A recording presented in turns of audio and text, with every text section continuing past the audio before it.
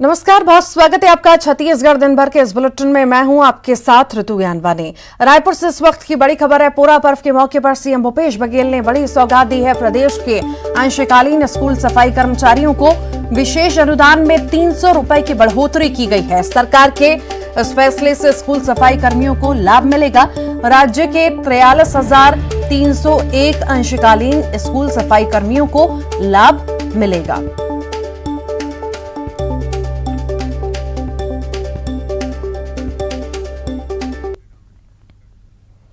राजधानी रायपुर में सीएम भूपेश बघेल की अध्यक्षता में स्टेट यूनिफाइड कमांड की बैठक हुई और इस बैठक में गृह मंत्री ताम्रध्वज साहू, डीजीपी अशोक जुनेजा, केंद्रीय सुरक्षा बलों के वरिष्ठ अधिकारी समेत राज्यों के वरिष्ठ प्रशासनिक अधिकारी मौजूद रहे। बैठक में नक्सली उन्मूलन की समीक्षा की गई और आगे के लिए रणनीति पर विस्तार से चर्चा हुई। बैठक के बाद मुख्यमंत्री भूपेश बघेल ने कहा कि पैरामिलिट्री फोर्स और राज्य पुलिस के बीच समन्वय बहुत अच्छा है। केंद्र और राज्य सरकार के सम्मिलित प्रयास से पैरामिलिट्री फोर्स और पुलिस समन्वय के कारण नक्सली पीछे हटे। नक्सली इलाकों में बहुत सारे कैंप खोले गए, वहां विकास के कार्य हो रहे हैं। लगातार लोगों को सरकारी योजनाओं का फायदा भी मिल रहा है। अच्छी बैठक हुई और अभी पैरामिलिट्री फोर्स और स्टेट पुलिस के बीच समन्वय बहुत अच्छा है। लगातार केंद्र सरकार और राज्य सरकार के सम्मिलित प्रयास से और पैरामिलिट्री फोर्स और स्टेट पुलिस से डीआरजी के मेहनत से नक्सली काफ़ी पीछे हटे हैं और लगातार हमारी कोशिश ये रही कि हमारी जो नीति है विश्वास, विकास और सुरक्षा, इसको लेके आगे बढ़े हैं। इसका लाभ मिला है और अभी जो प्रमुख रूप से बातें आई हैं तो एयर कनेक्टिविटी की बात है और सड़कें और बनाने की आवश्यकता है और कैंप और खोलने की बात है। ये सब बातें केंद्र सरकार के लिए रखा गया। कैंप भी बहुत सारे खोले हैं और कैंप के साथ साथ जो वहाँ विकास के कार्य हैं, जो आम जनता की जो सुविधाएं की चीज़ें हैं, वो सब चीज़ हम लोगों ने स्वीकृत भी की और इस्टेब्लिश भी हुआ। जैसे उधर आप बीजापुर या सुकमा में कहें तो राशन कार्ड नहीं था, आधार कार्ड नहीं था, सब बनवाने का काम, राशन दुकान, आंगनबाड़ी, स्कूल खोलने का काम, 260 स्कूल हम लोगों ने जो बंद पड़े थे उसको शुरू किए। सड़कें भी बनाई, टेलीफोन की भी सुविधाएं हुई, टावर। केंद्रीय गृह मंत्री अमित शाह कल छत्तीसगढ़ दौरे पर आएंगे। नवा रायपुर के सेक्टर 24 में एनआईए बिल्डिंग का लोकार्पण करेंगे और इसके बाद दीनदयाल उपाध्याय ऑडिटोरियम में आयोजित मोदी @20 कार्यक्रम में शामिल होंगे और बाद में बीजेपी कार्यालय में कार्यकर्ताओं से भी मुलाकात करेंगे। केंद्रीय गृह मंत्री अमित शाह के दौरे को लेकर प्रशासन ने पूरी तैयारियां कर ली हैं।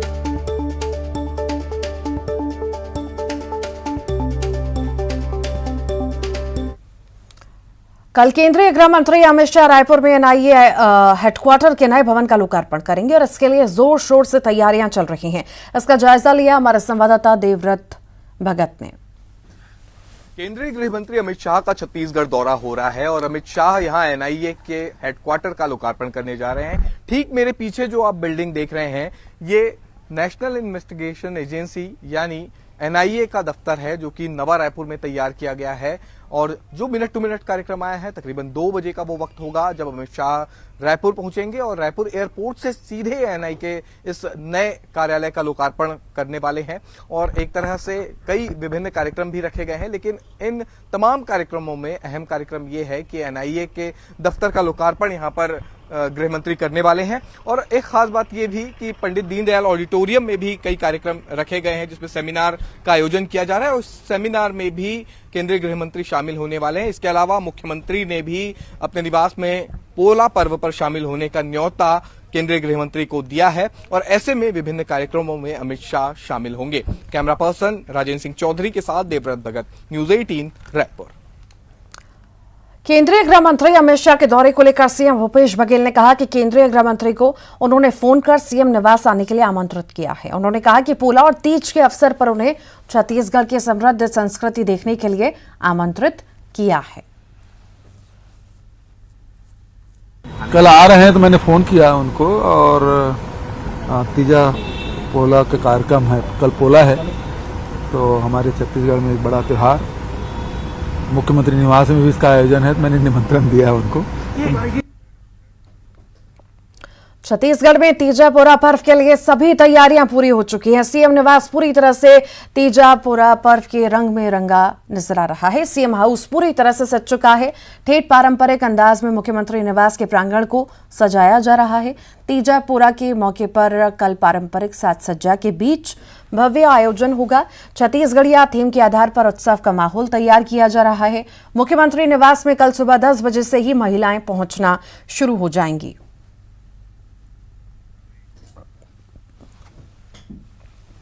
बालोद से बड़ी खबर है। गुंडरदेही ब्लॉक में डायरिया का कहर देखने को मिल रहा है। बोडेना गांव में 24 मरीज मिले हैं। 4 लोगों की हालत गंभीर बताई जा रही है।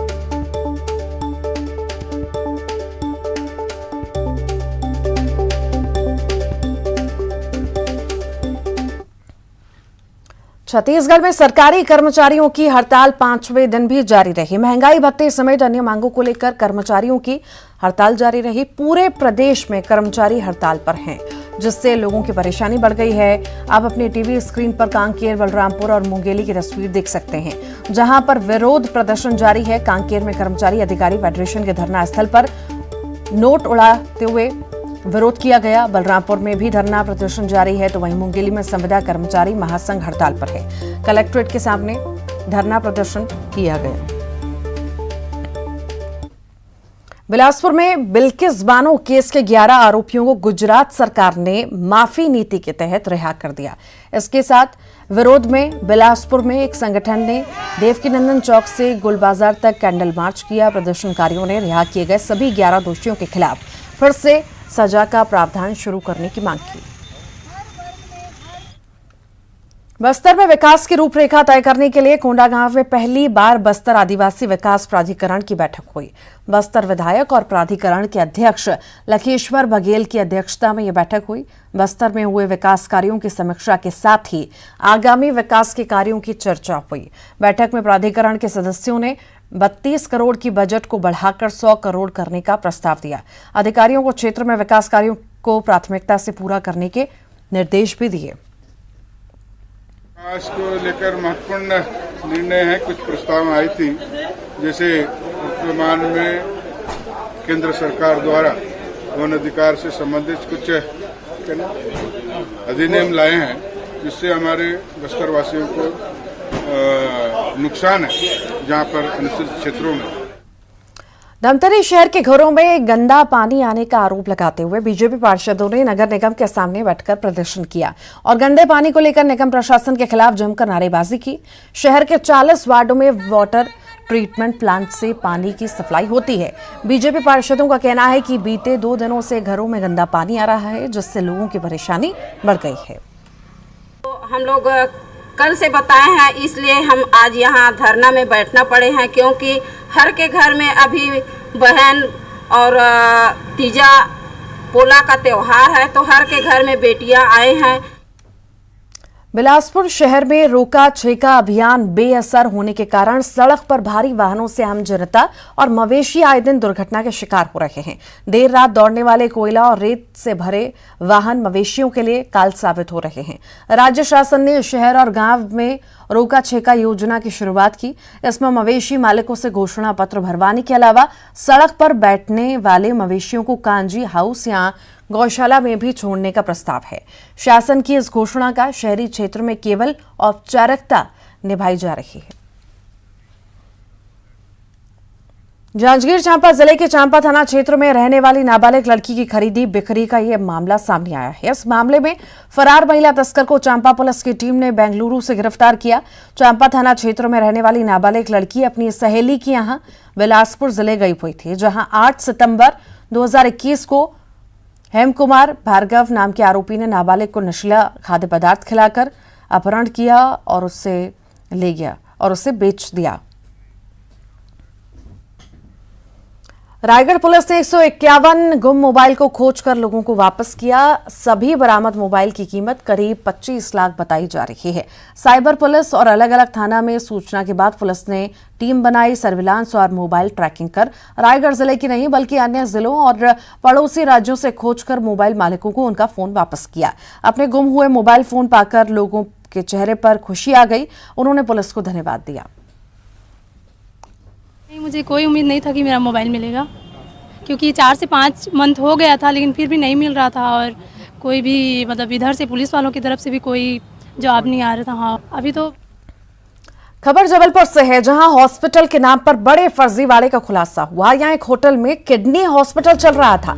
स्वास्थ्य विभाग की टीम की छापेमारी में इस बात का खुलासा हुआ। यहां आयुष्मान योजना के कार्डधारी करीब 70 मरीज भर्ती मिले, तो वहीं होटल के बगल में सेंट्रल किडनी हॉस्पिटल भी है। पुलिस को आशंका है कि केंद्र सरकार की आयुष्मान योजना के तहत यहां फर्जी तरीके से मरीजों को भर्ती किया गया। साथ ही अस्पताल संचालन के नियमों की भी धज्जियां उड़ाई गईं। अब पुलिस और स्वास्थ्य विभाग मामले की जांच के बाद दोषियों के खिलाफ कार्रवाई की बात कर रहा है। तो ये होटल नहीं है। पिछले 3 वर्षों से यहाँ पर होटल बंद हो चुका है। कोविड के पहले से यहाँ बंद है। चूँकि अस्पताल चल रहा था मेरा बाजू में और पेशेंट्स में ज़्यादा ज़रूरत थी बेड्स की, इसलिए हमने 100 बेड की परमिशन लेकर यहाँ पर अस्पताल को चालू किया है। लेकिन जो नॉर्म्स होते हैं हॉस्पिटल जी, के, उसके नॉर्म्स का जो फायर का है उसका काम चालू है। जो समय रहते जो शासन ने समय दिया है हमें, तब तक हमारी उसकी परमिशन हो जाएगी। काम लगा हुआ है। लेकिन जानकारी प्राप्त हुई उनके द्वारा कि एक अस्पताल की कुछ शिकायतें हैं और उनके द्वारा यहाँ साथ में आए हम लोग, मैं और टीम, और हमारे साथ मिस्टर भुवन है जो आयुष्मान कार्ड के हमारे संयोजक जिला, मैं नोडल अधिकारी हूँ। तो अस्पताल बाजू में अस्पताल है सेंट्रल किडनी, वहाँ भी पेशेंट्स हैं। और यहाँ बाजू में जो होटल था ये, उसमें भी होटल में मरीज हैं और बताया गया कि होटल सर ये होटल के कमरे हैं, जो पूर्व का होटल था, और इस के लिए बताया गया कि इसको अस्पताल के लिए इसका परमिशन हो गया है। तो परमिशन अभी देखना है, मैं नीचे देखूँगा। अभी मैं मरीजों से मिल रहा हूँ। यहाँ कमरों में मरीज भर्ती हैं जिनको आयुष्मान कार्ड धारी हैं और उनका पूरा भी मैं कंप्यूटर में चेक करूँ।